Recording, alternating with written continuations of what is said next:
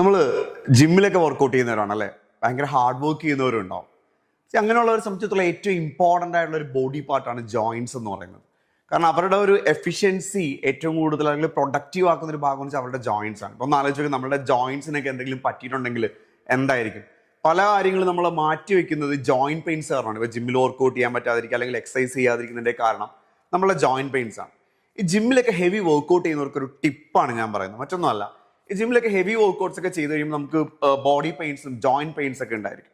അപ്പം അതിൽ ഈ വർക്കൗട്ട് ചെയ്തതിന് ശേഷം നമ്മുടെ ജോയിൻസിനെ പ്രൊട്ടക്ട് ചെയ്യാൻ വേണ്ടിയിട്ട് ജോയിൻസിലേക്കുള്ള ലൂബ്രിക്കേഷൻ നമ്മൾ എൻഷുർ ചെയ്യേണ്ടതുണ്ട്. കാരണം ആ ലൂബ്രിക്കേഷനാണ് നമ്മുടെ ജോയിൻസിന്റെ ഈസി ആൻഡ് ഫ്രീ ആയിട്ടുള്ള മൊമെന്റ്സ് നമുക്ക് എൻഷുർ ചെയ്ത് തരുന്നത്. ദെൻ അതുകൂടെ നമ്മുടെ ജോയിൻസിൽ ഓക്സിഡേറ്റീവ് സ്ട്രെസ് ഉണ്ടാവും. ആ ഓക്സിഡേറ്റീവ് സ്ട്രെസ് എന്ന് പറയുന്നത് ആന്റി ഓക്സിഡൻസ് കൊണ്ട് മാത്രമേ നമുക്ക് എന്ത് ചെയ്യാൻ പറ്റത്തുള്ളൂ, റിമൂവ് ചെയ്യാൻ പറ്റുള്ളൂ. മറ്റൊന്ന് പറയുന്നത് ഇൻഫ്ലമേഷൻ ആണ് ജോയിൻസിന്റെ. ആ ഇൻഫ്ലമേഷൻ നമ്മൾ എൻഷുർ ചെയ്തിട്ടുണ്ടെങ്കിൽ മാത്രമേ നമ്മുടെ ജോയിൻസിന്റെ പെയിനിൽ നമുക്ക് റിക്കവർ ചെയ്യാൻ പറ്റത്തുള്ളൂ. പല ഫിസിയോതെറാപ്പി ആക്ടിവിറ്റീസിലും ഇപ്പോൾ ഇത്തരത്തിലുള്ള കാര്യങ്ങൾ ശ്രദ്ധിക്കാറുണ്ട്. അങ്ങനെ ഇതെല്ലാം സാധ്യമാക്കുന്ന ഒരു പ്രൊഡക്റ്റ് ആണ് നമ്മളുടെ krill oil എന്ന് പറയുന്നത്. ഇപ്പോൾ krill oil കുറിച്ച് പറയുകയാണെങ്കിൽ ഏറ്റവും എളുപ്പത്തിൽ പറയാൻ വേണ്ടി നമ്മൾ ഈ omega-3 നിങ്ങൾ സെർച്ച് ചെയ്യുന്നുണ്ടെങ്കിൽ പല ആൾക്കാർ ജിമ്മിൽ വർക്ക്ഔട്ട് ചെയ്തതിനു ശേഷം omega-3 കഴിക്കാറുണ്ട്. അങ്ങനെ omega-3 ഒരു ബെസ്റ്റ് omega-3 കണ്ടന്റ് ഒക്കെ ശ്രദ്ധിക്കുക അല്ലെങ്കിൽ സെർച്ച് ചെയ്യുന്ന ആൾക്കാരുണ്ടെങ്കിൽ എനിക്ക് നിങ്ങൾക്ക് സജസ്റ്റ് ചെയ്യാനുള്ള ബെസ്റ്റ് പ്രൊഡക്റ്റ് ആണ് krill oil എന്ന് പറയുന്നത്.